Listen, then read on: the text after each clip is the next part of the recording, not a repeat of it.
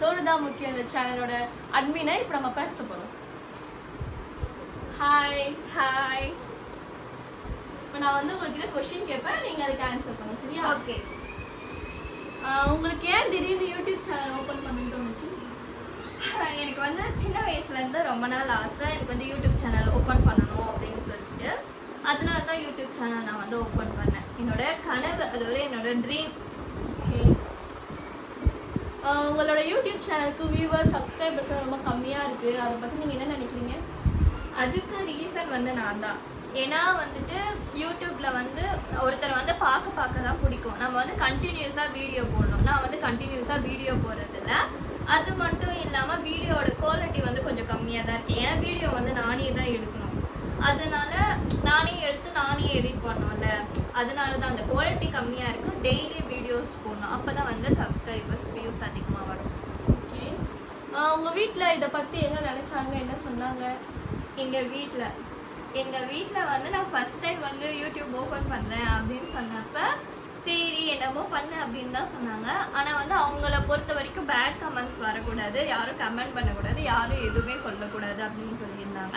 அப்புறம் நம்ம என்னடா ஓப்பன் பண்ணலாம், என்ன பண்ணலாம் அப்படின்னு யோசிச்சுட்டு இருக்கும்போது ஃபுட் வ்ளாக் வந்து நான் வந்து ஓப்பன் பண்ணேன். அதுக்கும் வீட்டில் இருக்கவங்க தான் கூட்டிகிட்டு போய் ஃபுட் வ்ளாக்லாம் பண்ணுறதுக்கு ஹெல்ப் பண்ணுவாங்க. ஆனால் எங்கள் அப்பா வந்து வீடியோவே போடவே கூடாது, உன் வீடியோ என் செல்லுக்கு வருது, என் ஃப்ரெண்ட்ஸ்லாம் பார்க்குறாங்க சொல்கிறாங்க அப்படின்னு சொல்லிட்டு எங்கள் அப்பா வந்து என்னை திட்டிகிட்டே இருப்பார். இருந்தாலுமே நான் வந்து அதை எங்கள் அப்பா கிட்ட சொல்லி அதுக்கப்புறம் நான் பொறுமையாக அந்த வீடியோ பண்ண ஆரம்பித்தேன். ஓகே.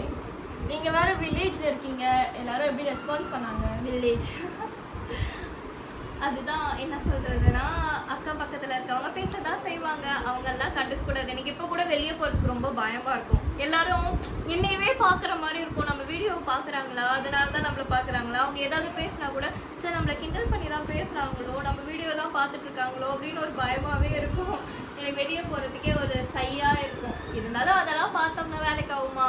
நமக்கு பிடிச்ச விஷயத்த நம்ம செய்யணும்னா 4 பேர் 4 விதமாக பேசுகிறதெல்லாம் நம்ம கண்டுக்கூடாது. ஓகே. உங்களோட யூடியூப் சேனல் இருக்குல்ல, உங்களுக்கு இப்போ வந்து உங்கள் வீட்டு சொந்தக்காரங்க அவங்கெல்லாம் என்ன சொன்னாங்க, என்ன நினச்சாங்க?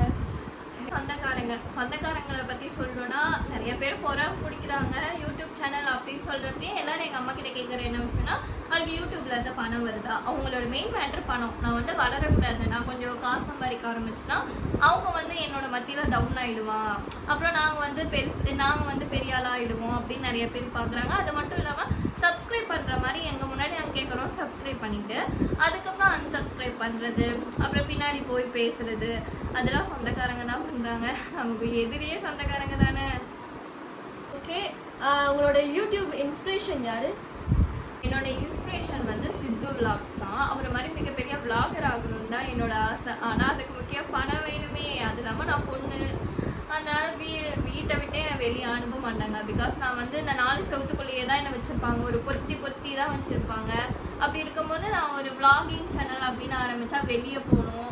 இன்ன வரையும் என்னை வந்து ஒரு 4 விஷயம் கூட எனக்கு தெரியாமல் வீட்டுக்குள்ளே தான் வச்சுருக்காங்க. ஒரு வேலைக்கோ எங்கேயும் அனுப்ப மாட்டாங்க, வீட்டுக்குள்ளேயே தான் அவங்களோட பாதுகாப்புலேயே தான் வச்சுருந்தாங்க. அதனால நான் விளாகிங் சொல்லலாம், நாடு விட்டு நாடு போகணும், நிறைய ட்ராவல் பண்ணோம். அதுக்கு எங்கள் வீட்டில் ஒத்துக்கவே இல்லை. எங்கள் அப்பாலாம் வேணாம் யூடியூப்லாம் அப்படின்னு சொன்னார். இதுக்கு எங்கள் அப்பா என்னை விடவே மாட்டேன்னு சொல்லிட்டாரு. அதுக்கப்புறமேட்டுக்கு எங்கள் அம்மாவும் எங்கள் அண்ணனும் சேர்ந்து தான் என்னை வந்து எல்லா இடத்துக்கும் கூட்டிகிட்டு போய் சாப்பாடுக்கெலாம் செலவு பண்ணி அவங்க தான் அந்த வீடியோவை எடுக்கிறதுக்கு வந்து எனக்கு இன்ன வரைக்கும் ஹெல்ப்ஃபுல்லாக இருந்தது அவங்க தான்.